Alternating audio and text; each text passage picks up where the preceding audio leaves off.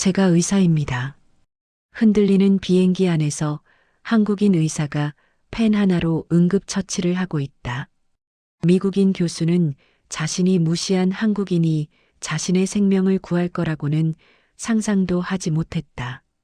영상 시작 전 여러분의 행복과 건강을 바라며 구독과 좋아요 부탁드립니다.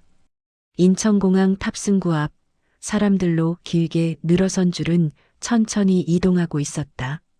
장유진은 서류 파일을 가슴 앞에 들고 고개를 약간 숙인 채 차례를 기다렸다. 그의 손가락은 파일 위를 천천히 눌러가며 학회에서 발표할 내용을 확인하듯 움직였다. 그 움직임은 차분했지만 조금만 자세히 보면 파일 모서리를 쥔 힘이 평소보다 조금 더 단단히 들어가 있었다. 출국은 익숙했지만 학회 준비로 자연스럽게 긴장이 높아진 상태였다. 그때 뒤에서 바닥을 긁는 캐리어 바퀴 소리가 갑자기 거세게 다가왔다. 그 소리는 가까워지는 속도에서 이미 예견할 수 있었다. 그리고 바로 다음 순간 묵직한 충격이 유진의 어깨를 밀어붙였다. 아! 유진의 몸이 약간 흔들렸지만 그는 곧바로 균형을 잡았다. 파일은 약간 기울었으나 떨어지지 않았다. 뒤를 돌아본 유진의 시야에 처음 본 외국인 남자가 보였다. 잠시도 주변을 살피지 않은 표정, 이미 자기 중심으로만 움직이는 태도, 그리고 모든 사람을 장애물로 보는 듯한 무신경함이 그대로 드러났다. 그 남자는 줄 사이를 억지로 비집으며 앞으로 들어가고 있었다. 그러다가 유진과 눈이 잠시 마주쳤다. 그는 작은 비웃음을 섞은 표정으로 얼굴을 스치듯 보았다. 그리고 영어로 말했다. 비켜. 그 말은 크지 않았지만 태도가 문제였다. 마치 유진이 그를 가로막고 있다고 단정 짓는 사람의 말투였다. 줄 뒤쪽에 있던 중년 부부가 상황을 보며 조용히 말했다. 아이고, 저 사람 참 급하네. 하지만 누구도 나서서 제지하지 않았다. 공항에서는 모두가 자기 일만 처리하기에도 바빴다. 유진은 그 말에 반응하지 않고 다시 정면을 보았다. 불쾌함은 분명 있었지만 그는 감정적으로 움직이지 않는데 익숙한 사람이었다. 병원에서 매 순간 감정 싸움을 피해야 하는 직업을 가져서인지 이런 일은 그에게 크게 동요할 사건이 아니었다. 줄은 조금씩 앞으로 당겨졌다. 탑승 게이트 근처에서는 다양한 언어가 뒤섞여 안내 방송이 반복되고 있었다. 유진은 손에 든 파일을 다시 열었다가 닫으며 스스로의 호흡을 조절했다. 그리고 드디어 그도 탑승 게이트를 지나 비행기 내부로 들어갔다. 기내 통로는 좁고 승객들은 선반을 열고 짐을 올리느라 정신이 없었다. 서로가 어깨를 부딪히고 짐이 부딪히고 바쁜 움직임이 이어졌다. 유진은 서서히 자신의 좌석 번호를 찾기 위해 통로를 따라 걸었다. 그때 앞쪽에서 아까 그 남자 리처드 콜먼이 보였다. 콜먼은 이미 선반을 열고 큰 가방을 밀어넣고 있었다. 그는 주변 사람들의 공간을 배려할 생각이 전혀 없어 보였다. 팔을 넓게 벌려 가방을 밀어넣는 바람에 양쪽 승객들이 몸을 움찔거리며 공간을 내주어야 했다. 영어로 말했다. 왜 이렇게 좁지? 말도 안 되네. 옆에 서 있던 젊은 제자는 난감한 표정으로 주변 승객들에게 사과를 표현했다. 죄송합니다. 곧 끝납니다. 제자의 말은 한국어가 아니었지만 태도만 보면 스스로도 난처해하는 것이 느껴졌다. 유진이 그 옆을 지나가려 하자 콜먼은 몸을 비켜주는 척하면서 실제로는 거의 움직이지 않았다. 통로는 좁았기 때문에 유진이 자연스럽게 몸을 기울여야만 지나갈 수 있었다. 그러다 팔꿈치가 살짝 스쳤다. 그러자 콜먼은 과장되게 시선을 아래로 내렸다. 그리고 영어로 따지듯 말했다. 조심 좀 하지. 그 말투는 짧았지만 무례함이 그대로 묻어 있었다. 유진을 바라보는 시선도 왜 내가 여기서 내 옆을 지나가느냐라는 식이었다. 유진은 아무 말도 하지 않고 조용히 몸을 숙여 자신의 좌석에 가방을 넣었다. 잡음이 많은 기내 환경 속에서 불필요한 충돌을 만들고 싶지 않았다. 그는 재킷을 정리하고 안전벨트를 채웠다. 창가를 바라보며 숨을 길게 내쉬었다. 그러나 그 짧은 고요 속에서도 콜먼의 목소리는 계속 들려왔다. 영어로 투덜거렸다. 사람이 너무 많잖아. 이 비행기는 왜 이 모양이야? 제자는 조심스럽게 그의 팔을 만졌다. 영어로 말했다. 교수님, 조금만 참으세요. 곧 출발해요. 하지만 콜먼은 듣지 않는다는 듯 팔걸이를 두드리고 주변 승객들을 불편한 얼굴로 훑어보았다. 영어로 투덜거렸다. 어휴, 이런 비행은 정말 피했어야 했는데. 그 말이 들릴 때마다 주변 승객 몇 명이 미묘하게 몸을 움츠렸다. 분위기는 조용했지만 어딘가 얼어붙어 있었다. 유진은 책을 펼쳤지만 글자가 거의 눈에 들어오지 않았다. 그가 의식적으로 감정을 억누르고 있다는 사실은 오래 보지 않아도 느껴질 정도였다. 대신 그는 창밖을 바라보며 스스로의 마음을 차분히 가라앉혔다. 활주로에서 움직이는 작은 차량들, 전공법으로 늘어선 비행기들, 그리고 기다리는 승객들의 그림자가 창에 비쳤다.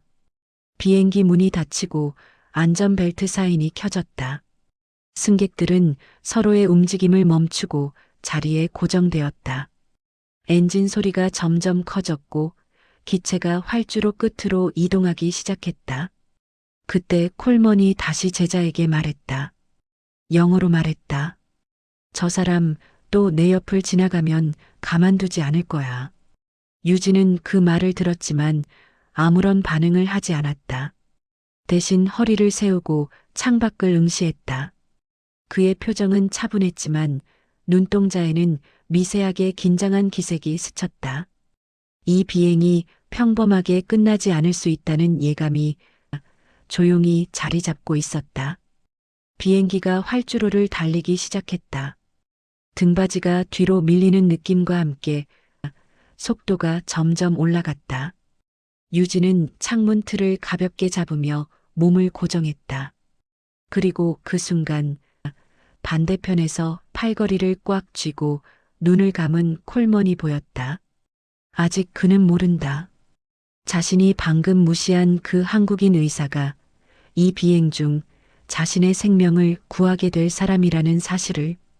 해가 낮게 비친 활주로 위로 두 사람의 긴 여정이 시작되고 있었다.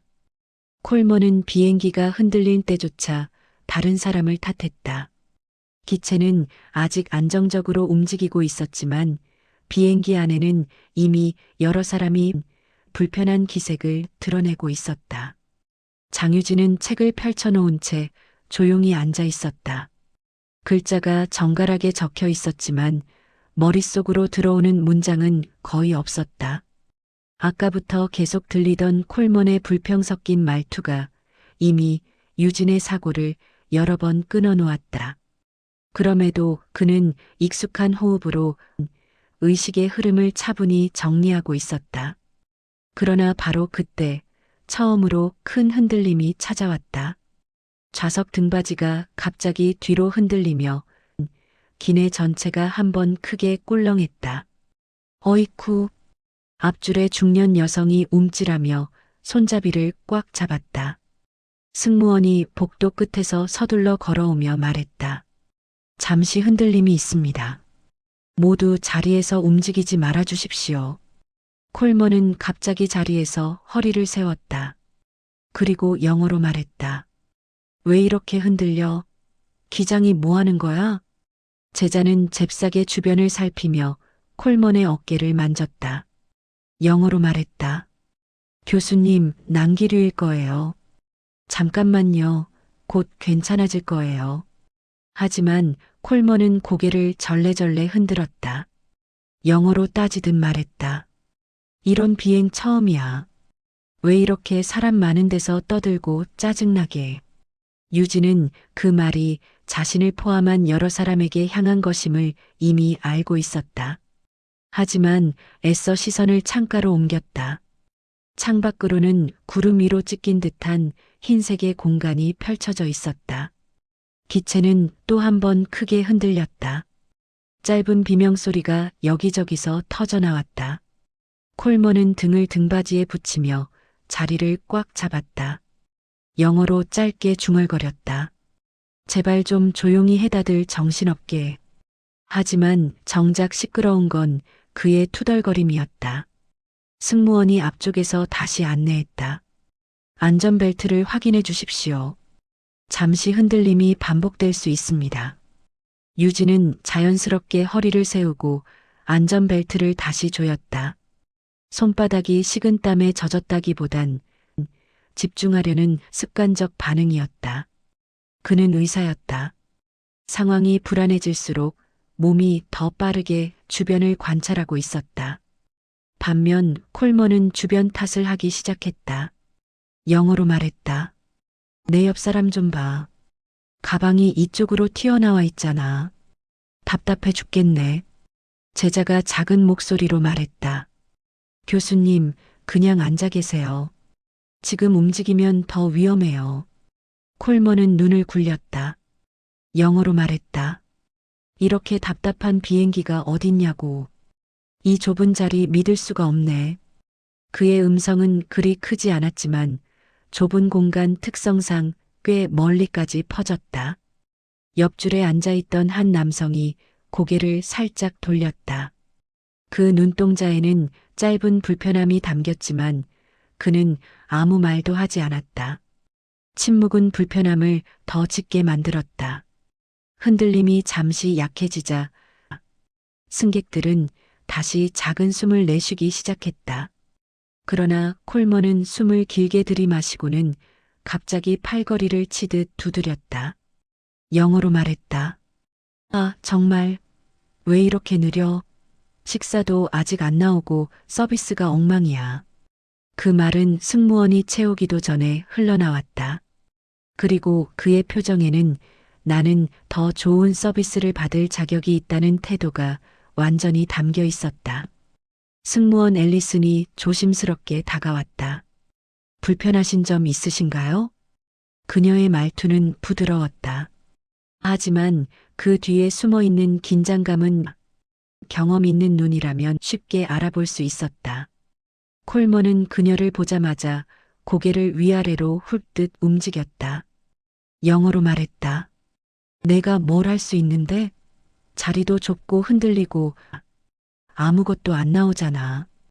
앨리스는 자세를 낮추며 말했다. 고객님, 난기류 때문에 서비스가 잠시 중단된 상태입니다. 안정되면 바로.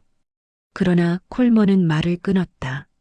설명하지 말고 빨리 좀 움직이라고요. 목도 마르고 왜 이렇게 늦어? 제자가 곧바로 끼어들어 사과를 표편했다. 죄송합니다. 교수님이 조금 예민해서.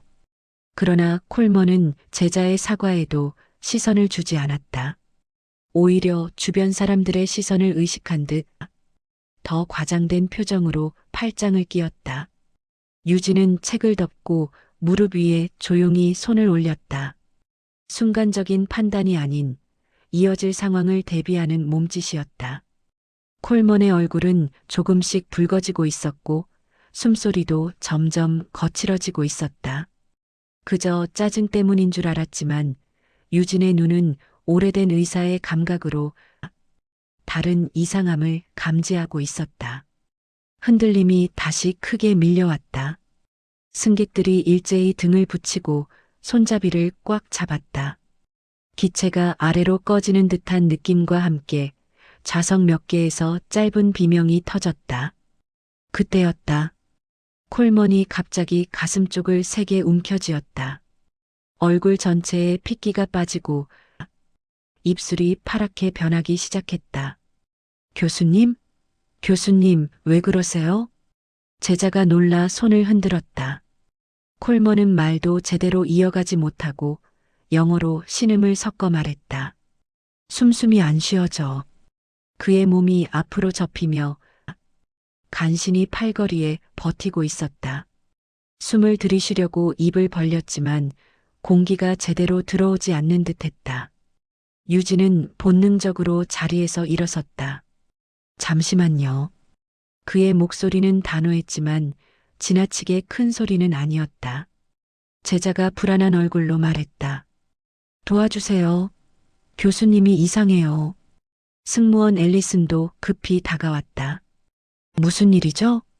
유진은 콜먼의 호흡을 짧게 확인하고 즉시 판단했다. 기흉. 그리고 빠르게 악화되는 긴장성 기흉의 초기 징후. 그 순간 유진의 눈빛이 단단하게 바뀌었다. 그는 곧 일어날 장면을 이미 머릿속에서 계산하고 있었다. 이제 더 이상 단순한 비행 중 불편한 승객이 아니었다. 이 남자는 지금 생명이 걸린 위급 상황의 중심에 있었다. 그리고 그 남자를 살릴 수 있는 사람은 바로 방금까지 무시당했던 한국인 의사 장유진 뿐이었다. 그 남자는 갑자기 숨이 끊기듯 막혔고 비행기 안의 모든 소리가 그 자리에서 멈췄습니다. 비행기가 다시 크게 흔들렸다. 좌석 등받이가 튀듯 흔들리며 승객들의 비명이 곳곳에서 터졌다. 작은 물병이 바닥으로 떨어져 굴렀고 위쪽 선반에서 가방 끈이 삐져나왔다. 복도 끝에서 승무원이 달려오고 있었지만 그녀의 걸음은 난기류 탓에 휘청거렸다. 하지만 흔들림보다 더 심각한 일이 바로 눈앞에서 벌어지고 있었다. 리처드 콜먼의 몸이 갑자기 앞으로 꺾이듯 기울었다.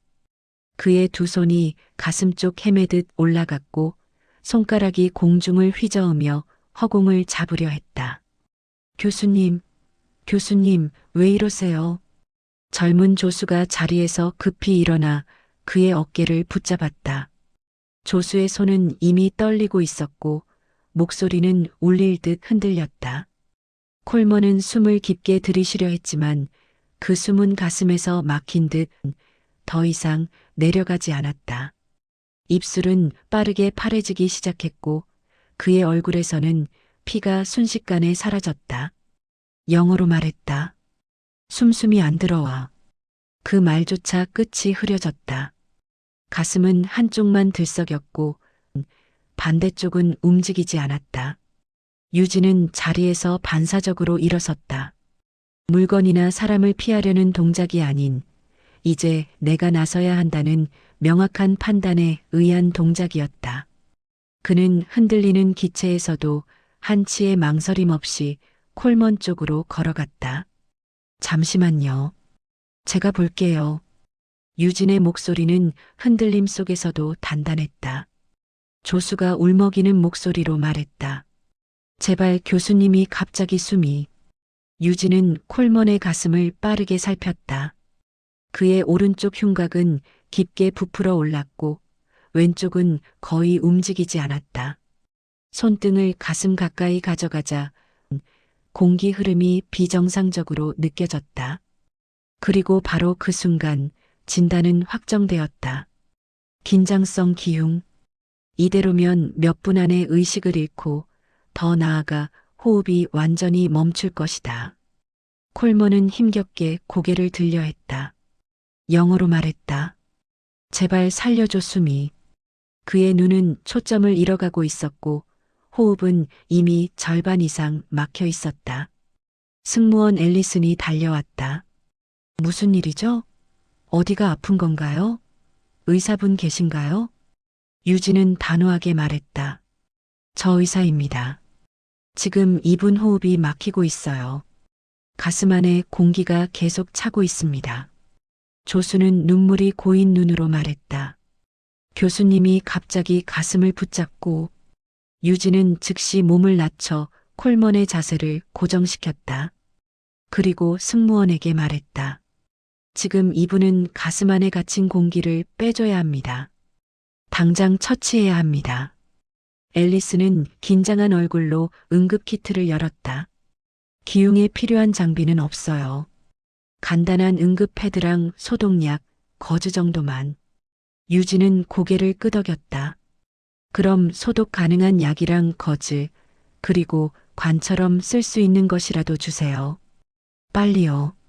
승무원은 즉시 응급키트를 뒤지며 거즈와 소독약, 작은 튜브에 가까운 빨대 한 개를 찾아냈다. 완전한 기구는 아니었지만 유진은 눈빛만으로 이걸로 충분하다고 판단했다. 콜먼은 공기를 찾듯 입을 벌렸다. 영어로 약하게 말했다. 숨 좀 살려줘.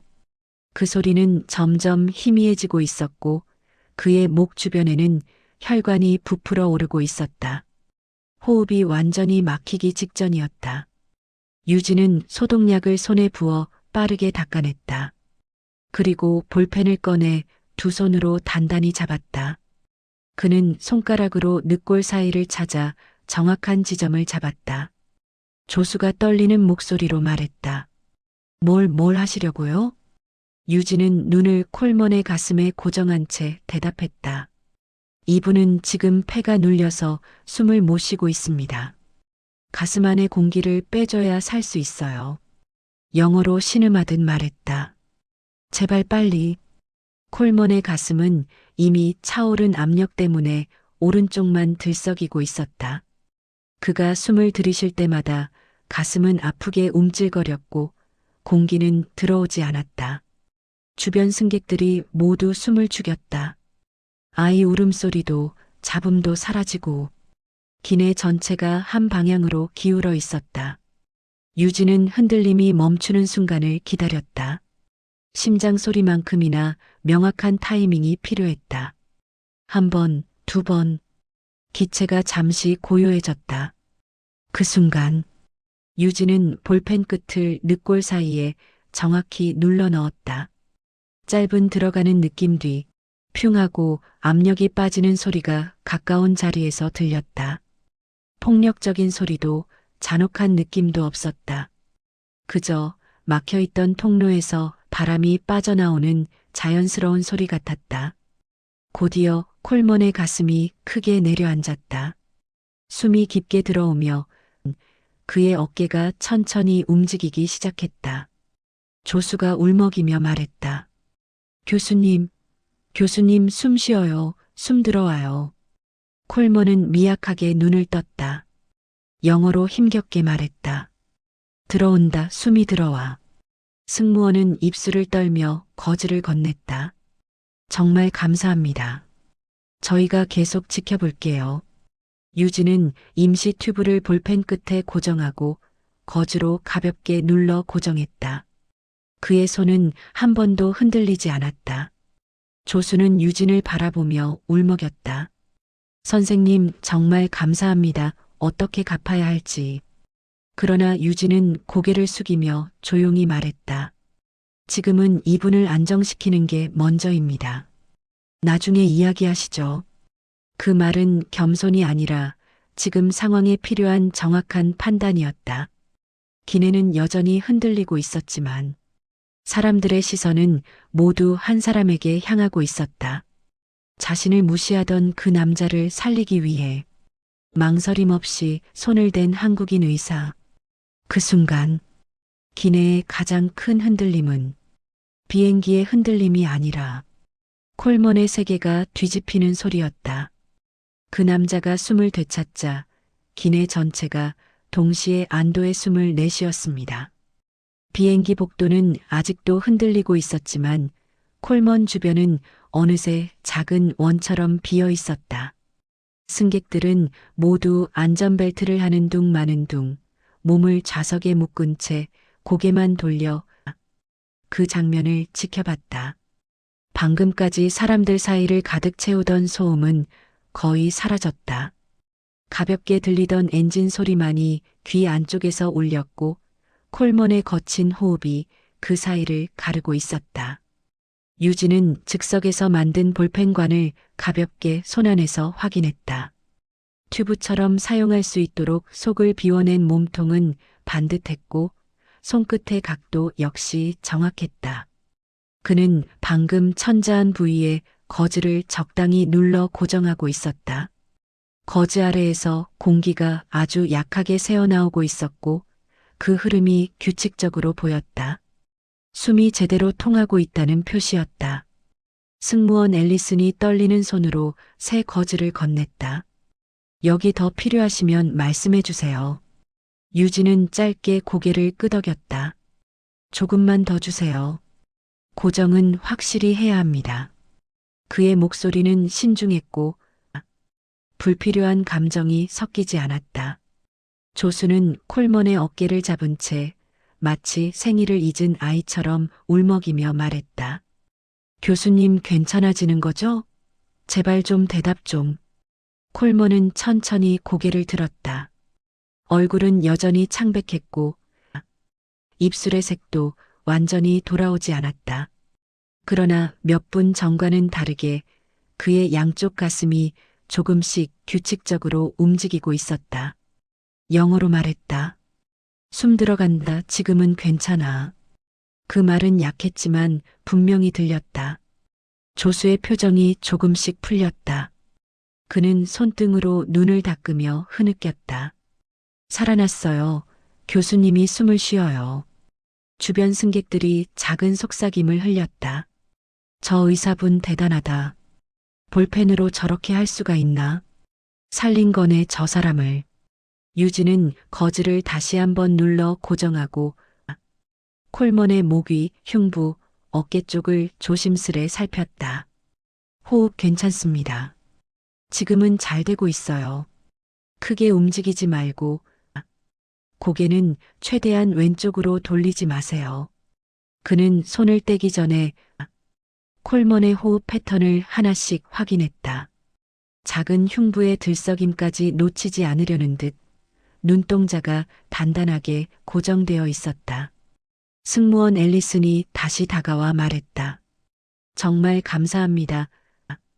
저희는 이런 상황에서 할 수 있는 게 많지 않아서 지금 착륙까지는 약 1시간 정도 남았습니다.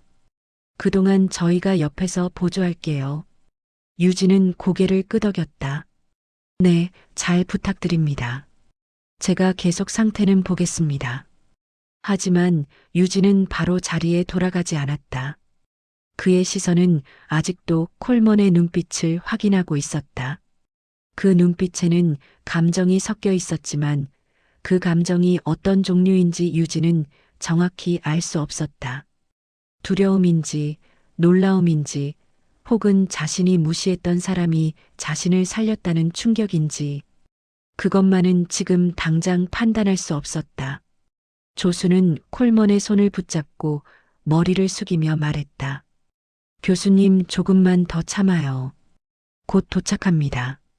그러자 콜먼은 천천히 입술을 움직였다. 영어로 말했다. 고마워. 그 말은 유진을 향한 것인지 조수를 향한 것인지 명확하지 않았다. 하지만 유진은 굳이 그 의미를 묻지 않았다. 지금 해야 할 일은 감정을 확인하는 것이 아니라 환자를 안정시키는 일이었다. 앨리스는 다시 한번 말했다. 저희가 자리 주변을 조금 정리해도 될까요? 혹시 필요하시면 물도 드릴게요. 유진은 말했다. 네, 감사합니다. 승무원들은 곧바로 주변 승객들에게 조용한 목소리로 양해를 구했다. 안전 때문에 통로는 당분간 비워두겠습니다. 조금 불편하시더라도 협조 부탁드립니다. 승객들은 모두 고개를 끄덕였다. 아무도 불만을 말하지 않았다. 방금 자신들이 본 장면이 단순한 의학적 처치가 아니라 목숨을 살린 순간이라는 것을 모두가 알고 있었다. 그 사이 콜먼은 긴 숨을 한 번 더 들이쉬고 천천히 내쉬었다. 그 작은 흐름이 안정되는 모습을 유진은 눈으로 확인했다. 그때 조수가 다급하게 물었다. 선생님, 혹시 또 이렇게 숨이 막히면 어떻게 되나요? 유진은 짧게 말했다. 그래서 이 관을 고정해 둔 겁니다. 공기가 다시 차면 여기를 통해 빠져나갑니다. 지금은 안정 단계에 들어갔어요. 조수는 고개를 여러 번 끄덕이며 눈을 감았다. 정말 감사합니다. 선생님이 아니었으면. 하지만 유진은 그의 말을 끊었다. 지금은 이야기할 시간 없습니다.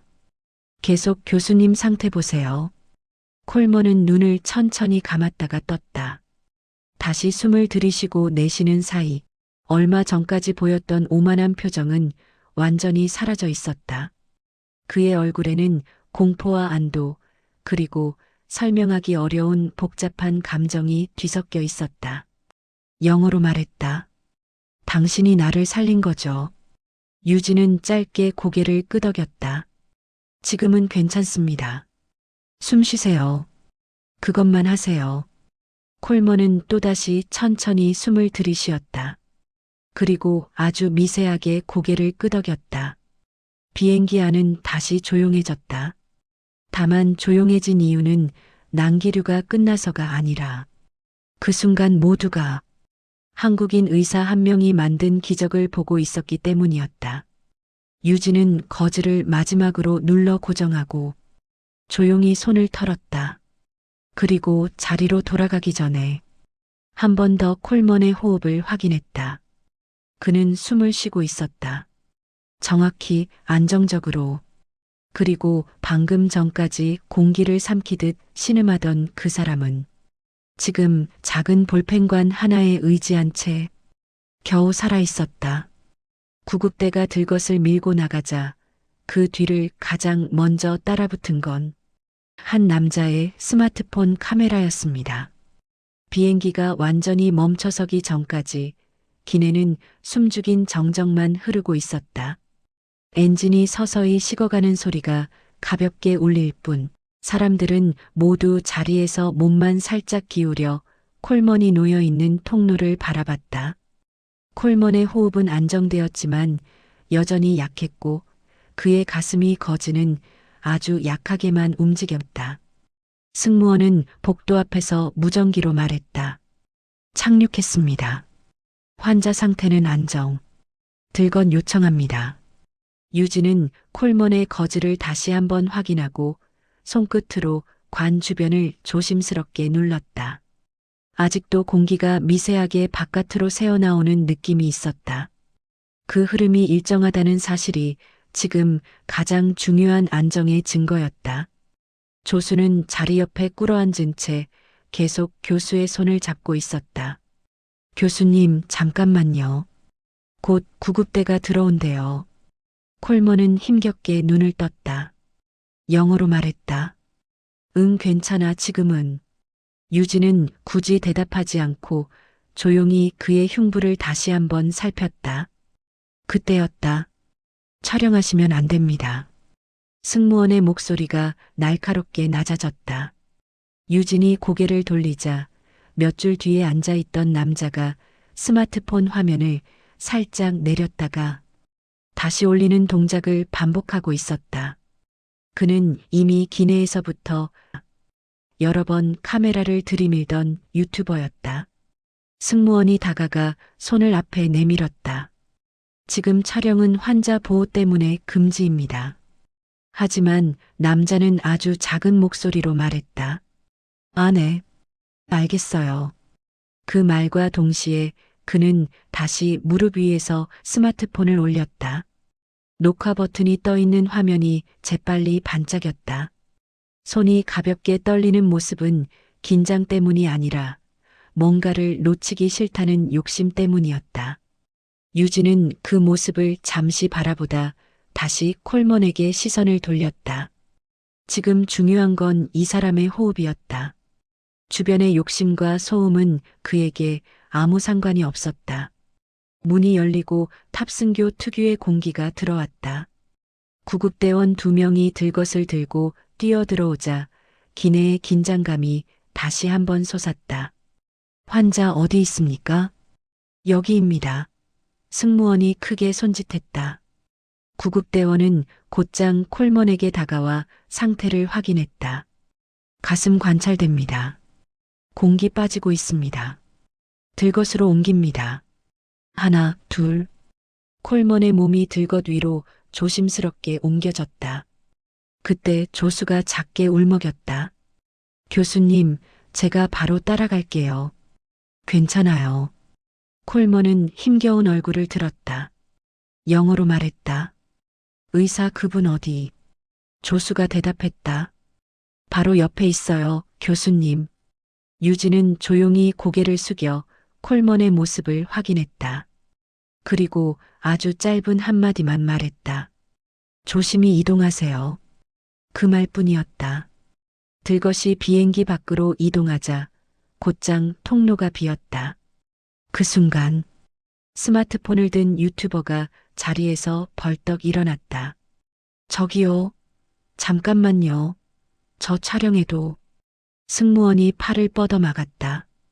지금은 안 됩니다. 승객분 자리로 돌아가세요.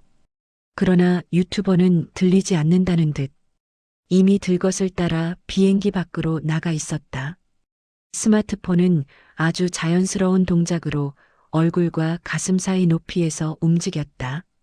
그의 렌즈는 콜먼이 실려나가는 장면, 조수가 따라가는 장면, 그리고 뒤에서 천천히 걸어 나오는 유진까지 모두 담고 있었다.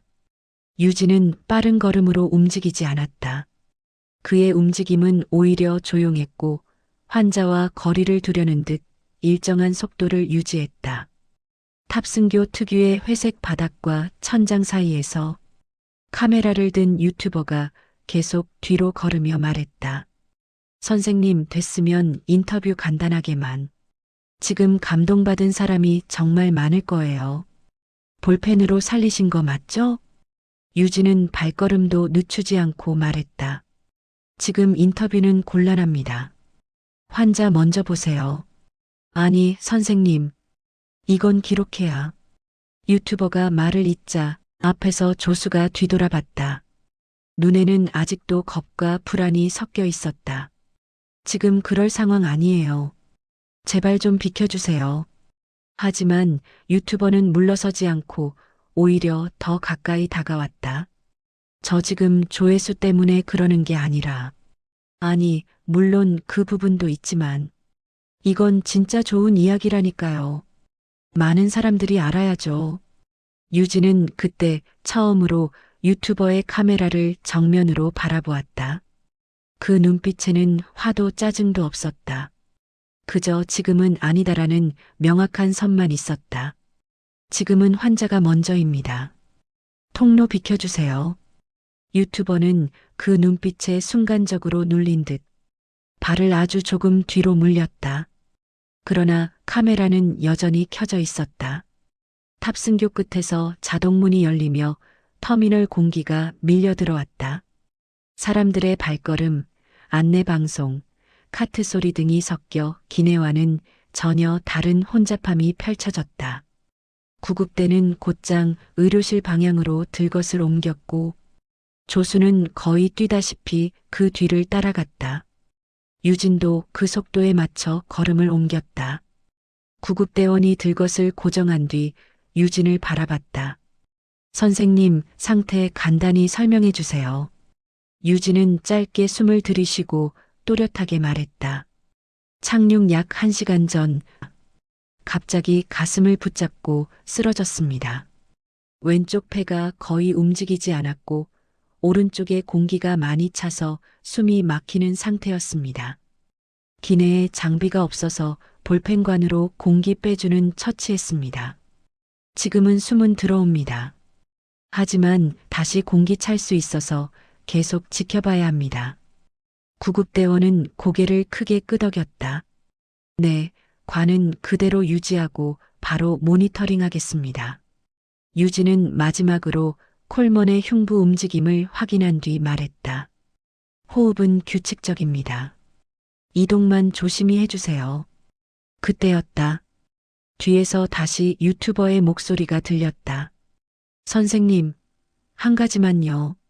어떤 마음으로 응급처치하신 건지, 혹시 그분이 무례하게 굴었는데도 도와주신 이유가. 유진은 걸음을 멈추지 않고 말했다. 그건 지금 중요하지 않습니다. 사람을 살리는 게 먼저죠. 그 말은 짧았지만 이 넓은 공항 복도에서 가장 또렷하게 들렸다. 유튜버는 순간 말을 잃은 듯 스마트폰을 든 손을 잠시 내렸다. 하지만 오래지 않아 그는 다시 카메라를 들고 유진의 뒷모습을 따라가기 시작했다. 선생님, 정말 마지막으로 여기서 인터뷰하면 조회수 아니 정말 많은 사람들이.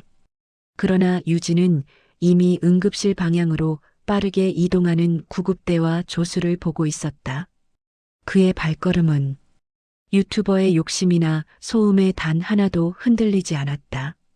그는 환자가 있는 쪽으로만 움직였다. 그 조용한 걸음 자체가 누군가를 살린 사람의 대답이었다. 의료실 문이 천천히 닫히자 자동문 특유의 짧은 바람이 유진의 옷깃을 스쳤다. 복도는 갑자기 고요해졌고 오가는 승객들의 발걸음 소리만 낮고 일정하게 이어졌다. 공항의 넓은 통로는 분명 붐비고 있었지만 의료실 앞 공간만은 마치 다른 온도로 분리된 듯 조금 더 조용했다. 조수는 의료실 문 바로 앞에서 팔을 가지런히 모으고 서 있었다. 손등은 희게 굳어 있었고 열려있는 문틈을 보는 눈에는 계속 불안이 묻어났다. 그는 불안한 숨을 들이쉬고 내쉬기를 반복했다. 유진은 그의 옆에서 조용히 서서 검사가 진행되기를 기다렸다. 방금까지 함께 달렸던 긴박함이 몸에 남아 있었지만 그는 마음을 흔들어 진단에 영향을 미치는 사람은 아니었다. 그때 복도 끝에서 갑자기 익숙한 목소리가 들렸다.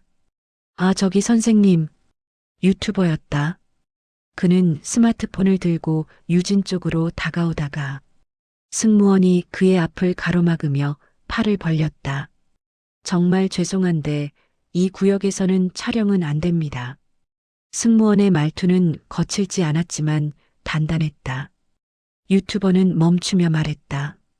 아, 네, 알겠습니다. 그러고는 스마트폰을 내린 듯 보였지만 화면은 여전히 켜져 있었다. 다만 그는 더 이상 유진에게 들이대지 않고 적당히 멀리 떨어진 벤치 쪽으로 자리를 옮겼다. 그 자리에서 몇 차례 숨을 고른 뒤 스마트폰을 다리 위에 얹고 아무 말 없이 화면만 응시했다. 더 이상 나서지는 않았다. 고집은 남아 있었지만 끼어들 정도의 용기는 지금 없었다. 조용해진 복도에 승객 몇 명이 천천히 유진을 향해 걸어왔다. 이들은 아까 비행기 안에서 상황을 직접 목격했던 사람들로 표정에는 아직도 놀라움이 남아 있었다. 먼저 다가온 중년 여성이 조심스레 말했다. 저 아까 비행기 안에서요. 정말 대단한 일 보게 됐어요. 유진은 고개를 약하게 숙였다. 그냥 해야 할 일을 했을 뿐입니다. 그러나 여성은 쉽게 물러나지 않았다. 양손을 가볍게 모으며 말했다. 그분 숨 안 쉬시던 거 바로 앞에서 봤거든요. 혼자 계셨으면 아휴 상상도 못할 일이죠. 그 말에 뒤에 서 있던 남성도 조심스레 고개를 끄덕였다. 맞아요. 저희는 그냥 얼어 있었는데 선생님은 바로 움직이시더라고요. 정말 대단하시다는 말밖에. 유진은 또다시 고개를 숙였다. 과한 반응을 받으면 대개는 말을 이어가기 어렵지만 지금은 어딘가 단정한 태도로 받아들이고 있었다. 그는 그런 칭찬을 즐기지 않았지만 상대의 감정을 덥석 거절하는 사람도 아니었다. 승무원 앨리슨이 그 뒤에서 다가왔다. 그녀의 얼굴에는 안도와 피곤이 함께 묻어 있었다. 선생님, 아까 기내에서 정말 큰 도움 주셔서 감사합니다. 저희 승무원들 할 수 있는 게 거의 없었어요. 유진은 고개를 들었다. 앨리슨의 손끝은 아직 소독약 냄새가 배어 있는 듯 빨갛게 물들어 있었다. 아닙니다. 저도 장비가 없어서 조심스러웠어요. 앨리슨은 작은 숨을 들이쉬었다. 그래도 선생님 아니었으면 그분 정말 위험했을 거예요. 그 말이 끝나자 승무원 둘이 더 다가왔다. 그들은 서로 눈빛을 교환한 뒤 작고 정중한 인사를 동시에 건넸다. 감사합니다. 그 짧은 단어가 의료실 앞에 고요한 복도에 맑게 울렸다. 유진은 크게 반응하지 않았다. 그저 정면을 바라보며 조용히 서 있었다. 그러나 그 차분은 오히려 사람들을 조금 더 묵직하게 감동시키는 분위기를 만들었다. 그때 의료실 문이 열렸다. 간호사가 나오며 말했다. 환자분 검사 중입니다. 들어오시는 건 조금 뒤에 괜찮습니다. 조수는 서둘러 물었다. 호흡은요? 안정적입니다. 상태는 괜찮아요. 조수는 깊이 숨을 내쉬며 고개를 숙였다. 어깨가 눈에 띄게 풀어졌다. 바로 그 순간 조수의 뒤쪽에서 누군가 조용히 말을 건넸다. 선생님, 유진이 고개를 돌리자 그곳에는 비행기에서 같은 줄에 앉았던 한 노년의 남성이 서 있었다. 그는 모자를 벗으며 정중하게 인사했다. 저는 그냥 승객입니다. 근데 선생님 같은 분이 있어 저 같은 사람도 좀 안심하고 다닐 수 있겠다 싶어서요. 유진은 짧게 눈을 깜빡였다. 그 말은 과하지 않고 진심으로 조심스럽게 꺼낸 말이었다. 그런 말은 오히려 더 무겁게 와닿았다. 남성은 덧붙였다. 고맙습니다. 저도 젊을 땐 병원에서 일했는데 그건 정말 아무나 못합니다.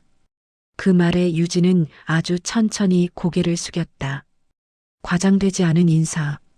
의사로서 사람으로서 가장 자연스러운 표현이었다. 그때 멀리 떨어져 있던 유튜버의 스마트폰이 살짝 흔들렸다.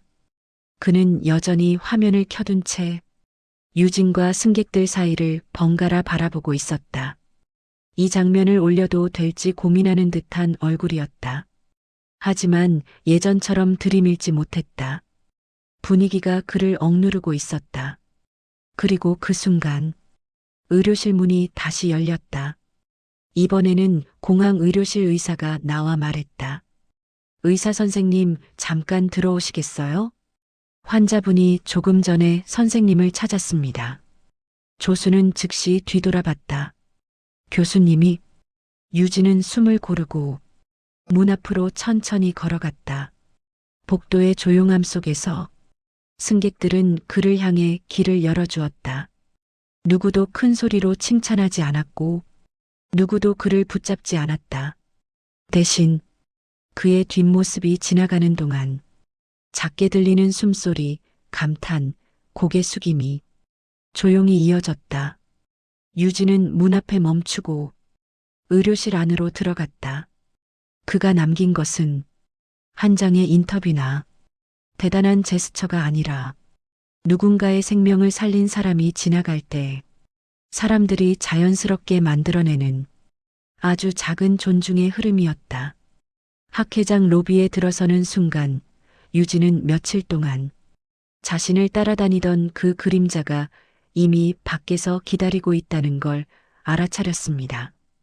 학회 첫째 날 점심 전 휴식 시간, 넓은 로비에는 전시용 포스터들이 긴 줄처럼 걸려 있었고 교수들과 연구자들이 커피를 들고 삼삼오오 모여 이야기를 나누고 있었다. 적당한 소음과 천장의 조명이 부드럽게 어울려 익숙한 국제학회의 분위기가 만들어지고 있었다. 유진은 발표를 위한 파일을 다시 확인하려고 태블릿을 켰다. 아직 시간이 조금 남아 있었고 세션 사이의 여유를 어떻게든 차분하게 보내려는 듯 보였다. 하지만 그는 이미 알고 있었다. 며칠 동안 누군가 자신을 따라다녔다는 것을. 공항 의료실에서 나올 때도, 호텔 로비에서도, 새벽에 근처 편의점에 들렀을 때도 멀찍이서 카메라를 드는 남자. 유튜버였다. 기내에서 몰래 촬영하던 그 남자. 그는 유진을 발견할 때마다 다가오려 했지만 유진은 단 한 번도 응하지 않았다. 대부분은 호텔 직원이 막았고 어떤 때는 주변 손님들이 나서서 유튜버를 제지했다. 그러나 그는 포기하지 않았다. 오늘도 그랬다. 유진이 학회장 입구로 걸어갈 때 밖에서 자동문 너머로 누군가가 몸을 기울여 안을 바라보고 있었다. 모자를 눌러 쓴 남자, 긴 그림자, 손에는 스마트폰. 멀리 있어도 바로 알아볼 수 있었다. 선생님, 오늘 발표하시죠? 잠깐만. 문이 열리자마자 유튜버가 몸을 반쯤 밀어 넣었지만 경비원이 곧바로 앞을 가로막았다. 여긴 등록자 외 출입 불가입니다. 저분한테 한마디만. 안 됩니다. 돌아가세요. 유튜버는 억울한 표정을 지었지만 결국 멀리 밀려났고 유진은 아무 말 없이 안쪽으로 걸어갔다. 로비 한가운데에는 작은 스탠딩 테이블들이 놓여 있었고 사람들은 잔을 들고 편하게 대화를 나누고 있었다. 유진은 테이블 하나를 골라 자료를 펼쳐놓고 참가자 명단을 확인했다. 그때 전혀 예상하지 못한 장면이 눈에 들어왔다. 기둥을 돌아 로비 중앙 쪽으로 걸어오는 두 사람. 그중 한 사람의 걸음은 아직 완전히 회복되지 않은 듯 조심스러웠고 목과 옆구리에는 의료 테이프 자국이 아주 희미하게 남아 있었다. 리처드 콜먼이었다. 그 옆에는 조수가 짐을 대신 들고 따라오고 있었다. 유진은 순간 태블릿 화면에서 손을 떼고 눈을 들었다. 콜먼도 마찬가지였다. 둘의 시선이 멀리서 맞닿았다. 마치 서로를 찾은 게 아니라 진짜 우연히 마주친 것처럼. 둘 다 잠깐 멈췄다. 조수는 유진을 보자마자 허리를 깊이 숙였다. 선생님 안녕하십니까? 며칠 만이네요. 유진은 조용히 고개를 숙였다. 몸은 괜찮습니까? 그러나 대답한 사람은 조수가 아니라 조수 뒤에서 천천히 걸어오던 콜먼이었다. 영어로 말했다. 괜찮습니다. 아직 움직일 때 조금 불편하지만 말할 수는 있습니다. 그는 유진 앞에서 걸음을 멈췄다. 로비가 살짝 조용해졌다. 학회 참가자들이 둘을 알아보고 속삭이는 소리가 들렸다. 저 사람 며칠 전 비행기에서 쓰러졌던? 맞아. SNS에 영상 돌던 그 사람이래. 저 의사분이 살렸다던데. 콤먼은 주위를 한번 둘러보고 다시 유진을 향해 고개를 들었다. 눈빛에는 며칠 동안 정리한 무거운 감정이 담겨 있었다. 영어로 말했다. 그날의 일, 내가 당신에게 한 행동들을 기억합니다. 그 말은 커피잔을 들고 있던 사람들조차 멈추게 만들었다. 유진은 고개만 살짝 끄덕였다. 지금 건강하시면 됩니다. 그러나 콜먼은 흔들리는 듯한 숨을 짧게 들이쉬었다. 그는 더 해야 할 말이 있다는 듯 손을 조심스럽게 모았다. 영어로 말했다. 하지만 감사하다는 말은 해야 합니다. 당신이 아니었다면 난 지금 여기 없습니다. 그 말을 하면서 그는 자신이 얼마나 오래 고민했는지를 숨기지 않았다. 유진은 그제야 조금 가까이 다가갔다. 조심히 회복하시면 됩니다. 그게 제일 중요한 일입니다. 콜먼은 잠시 눈을 감았다가 다시 떴다. 영어로 말했다. 난 당신에게 진 빚을 잊지 않을 겁니다. 주변에 있던 학회 참가자들 몇 명이 그 말에 조용히 숨을 들이마셨다. 그때 자동문 바깥에서 갑자기 익숙한 목소리가 울렸다. 교수님, 교수님 잠깐만요. 인터뷰, 그날 얘기. 유튜버였다. 학회장 밖에서 안이 보이는 유리문을 두드리듯 손을 흔들고 있었다. 문 안쪽 경비원이 다시 나가서 그를 제지하려 하고 유튜버는 발을 동동 구르며 말했다.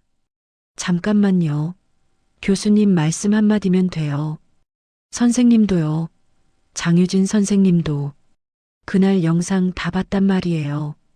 수백만 조회수 나올 수 있는 그러나 콜먼이 손을 들어 보였다.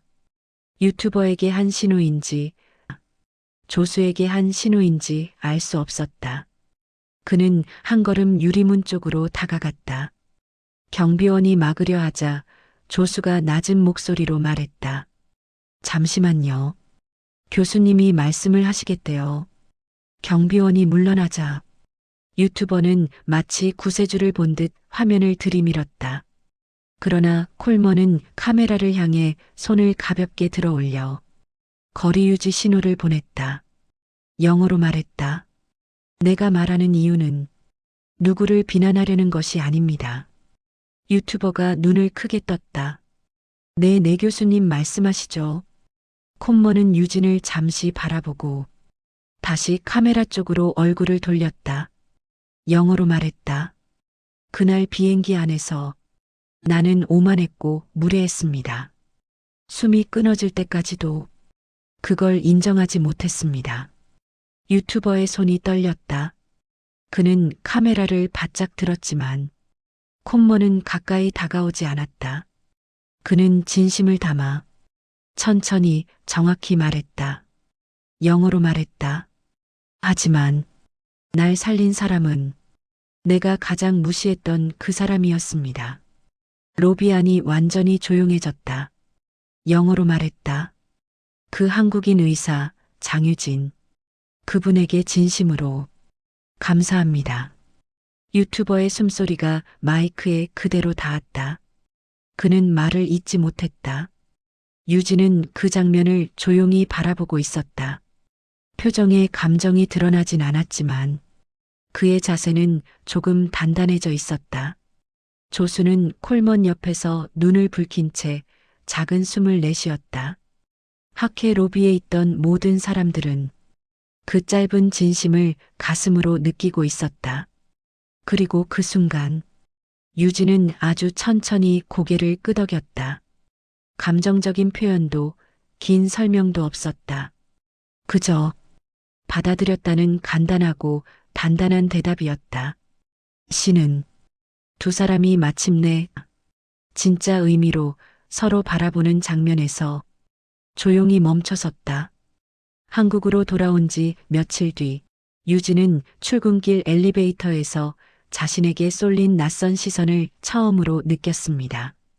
유진이 병원 사무실 문을 열었을 때 아침 회의를 준비하던 직원들이 일제히 그를 바라봤다. 누군가는 놀란 듯 눈을 크게 뜨고 누군가는 맞는 것 같다는 표정을 지으며 작은 목소리로 속삭였다. 어제 그 영상 봤어? 맞다니까 저 의사 선생님이래. 유진은 그런 시선을 대수롭지 않게 받아들이며 의자에 가방을 내려놓았다. 컴퓨터를 켜는 동안에도 복도 지나가는 간호사들이 그를 한 번씩 쳐다보았다. 하지만 누구도 직접 묻지는 않았다. 유진은 특별한 반응을 하지 않았다. 그저 평소처럼 일정표를 확인했고 외래 차트를 정리하며 진료 준비를 시작했다. 그러나 책상 위 휴대전화가 짧게 울렸다. 알림창에는 익숙한 이름이 아닌 낯선 영문 이름이 쓰여 있었다. 리차드 콜먼. 메일이었다. 유진은 메일을 열기 전에 숨을 가볍게 들이쉬었다. 창가에서 햇빛이 바닥으로 길게 비치고 있었고 그 사이에 먼지가 천천히 움직였다.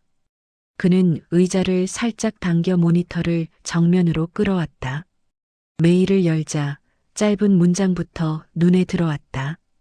영어로 말했다.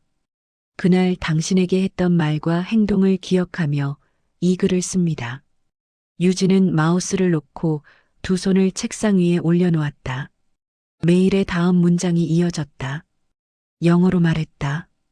당신이 보여준 침착함과 기술은 내 생명을 지켰습니다. 하지만 그보다 더 깊이 남은 것은 내 태도가 얼마나 잘못된 것이었는지 깨닫게 해준 순간들입니다. 유진은 화면을 차분히 읽어 내려갔다.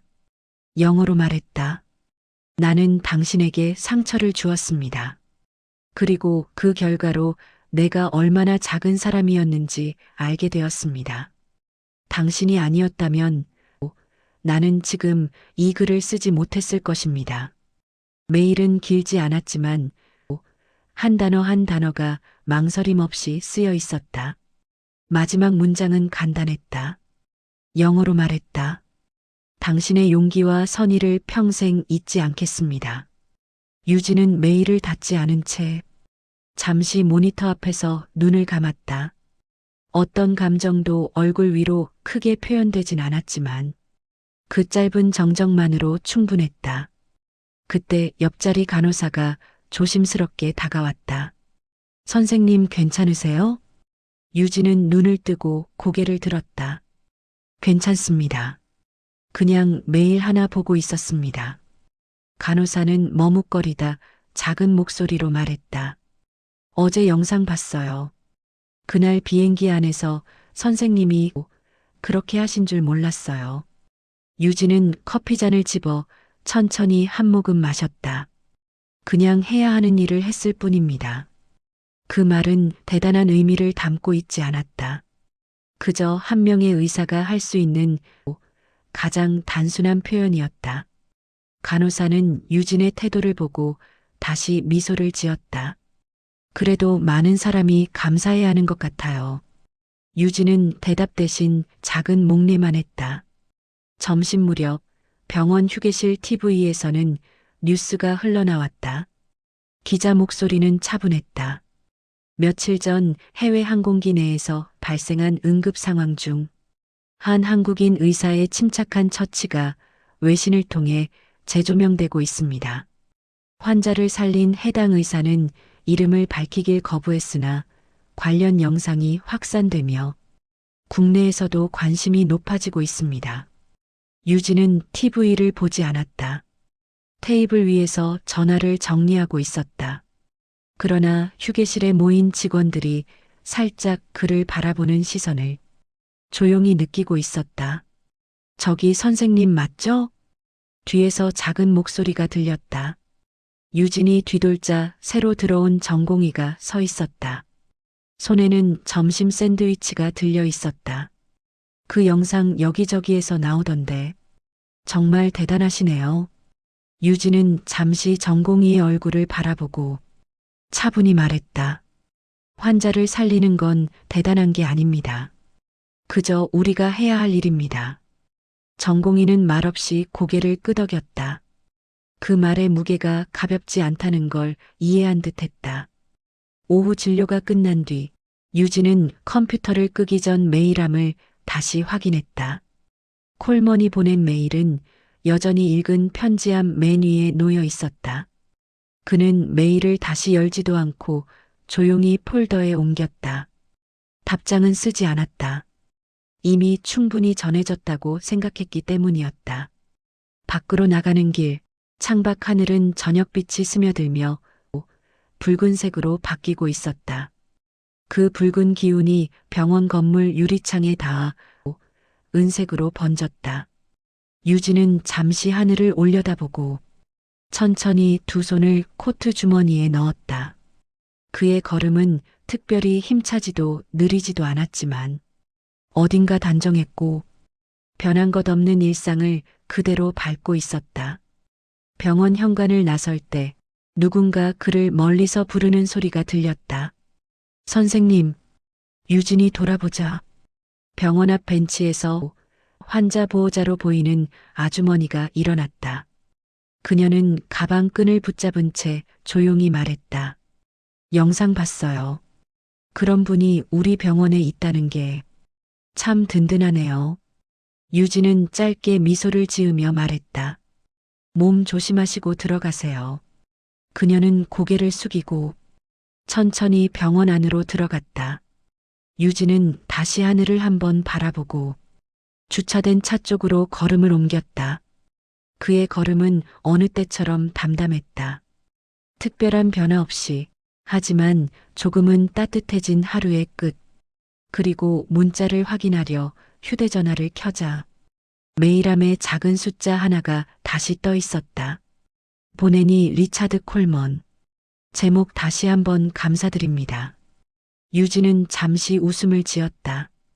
흔하지 않은 미소였다. 그는 답장을 쓰지 않고 폰을 끄고 하루를 마무리하러 걸어갔다. 그 뒷모습에는 과장된 영웅도 감정적인 여운도 없었다. 그저 한 사람을 살리고 조용히 자신 자리로 돌아온 한 명의 의사가 있었다. 이번 사연이 여러분의 마음에도 닿았나요? 이 사연이 누군가의 위로가 될 수 있도록 주변 분들과 함께 나눠주세요. 어떠셨는지 댓글을 남겨주신다면 행복을 담아 인사드릴게요. 오늘도 감사드립니다.